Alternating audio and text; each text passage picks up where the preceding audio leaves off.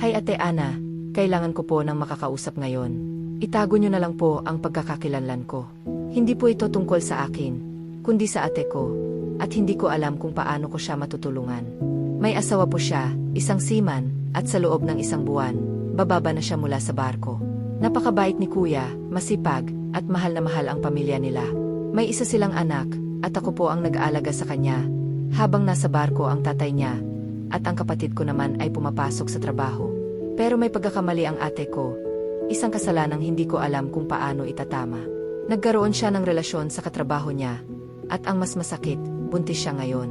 5 buwan na. Hindi niya alam kung paano sasabihin sa asawa niya.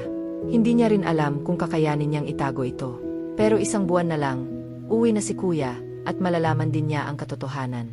Ate Ana, paano ko po siya matutulungan? Paano kung malaman ng Kuya na ang inakala niyang panibagong simula, ay isa palang kataksilang hindi niya kailanman inaasahan? Salamat po sa pakikinig.